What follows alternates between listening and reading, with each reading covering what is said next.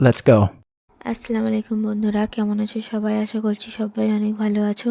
আলহামদুলিল্লাহ, আমিও অনেক ভালো আছি। এই যে দেখো, সকাল সকাল ঘুম থেকে উঠে ছাদে চলে গিয়েছিলাম। ছাদে গিয়ে গাছগুলো একটু দেখছিলাম। আর এই যে দেখো, আমার গাছে কয়েকটা লঙ্কা ধরেছে, লঙ্কাগুলো পেকে গিয়েছে। আরও নানা রকমের গাছ আছে ছাদে। তো এই যে দেখো, সকালে রোদটা কত সুন্দর উঠেছে। আর ভিজে কাপড়গুলোও নিয়ে গিয়েছিলাম ছাদে মেলবো বলে। তো দেখো, ওয়েদারটা সকালের দিকে তো বেশ ভালোই আছে। তো সকাল সকাল এই সবুজ দৃশ্য দেখতে কার না ভালো লাগে বন্ধুরা। চারিদিকে সবুজ আর সবুজ, আমাদের এদিকটা পুরো সবুজে ঘেরা। আর এই যে দেখো, আমাদের গাছে পেঁপে হয়েছে। আর এই যে আমার কাপড় মেলা কমপ্লিট হয়ে গিয়েছে। এবার নিচে চলে আসবো ব্রেকফাস্ট বানানোর জন্য।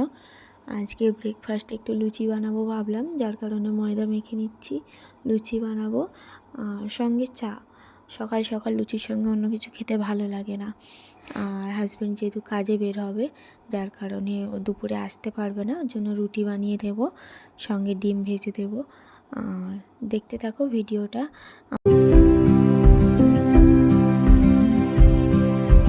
আমার ভিডিওটা কেমন লাগছে তোমাদের অবশ্যই জানিও। সঙ্গে আমার চ্যানেলটি সাবস্ক্রাইব করে ভিডিওতে একটি লাইক দিয়ে দিও যদি ভিডিওটা ভালো লেগে থাকে। আর সবাই পাশে থেকেও আমার ভিডিওটা একটু বেশি বেশি করে সবাই শেয়ার করে দাও, অন্যরা যাতে দেখতে পারে। এই যে দেখো, তোমাদের সাথে কথা বলতে বলতে আমার লুচি ভাজা স্টার্ট হয়ে গিয়েছে। সকাল সকাল ফুলকো ফুলকো লুচি, সঙ্গে চা। অন্য কিছু খাবো না। এই যে দেখো, তারপরে যে রুটি বানিয়ে দিচ্ছি হাজব্যান্ডের জন্য। দেখতে থাকো তোমরা। রুটি বানানোর সবচেয়ে ইম্পর্টেন্ট পার্ট হচ্ছে রুটিটা ফোলানো, যেটা সবার দ্বারা হয় না। একসময় আমার দ্বারাও হতো না, তো এখন আমি বেশ মোটামুটি পারি। আমার সব কটা রুটি ফুলে যায়। তো তোমাদের কার কার অসুবিধা হয় অবশ্যই কমেন্টে আমাকে জানিও। এই যে দেখো, আমার লুচি হয়ে গিয়েছে, রুটি, ডিম ভাজা, চা সব কিছুই হয়ে গিয়েছে। এবার ব্রাশ করে নেব। ব্রেকফাস্ট করার পর এই যে দুপুরের জন্য রান্না বসিয়ে দিয়েছি। আজকে রান্না হচ্ছে চিকেন, আলু, আর সঙ্গে ছিল মাছের ঝাল।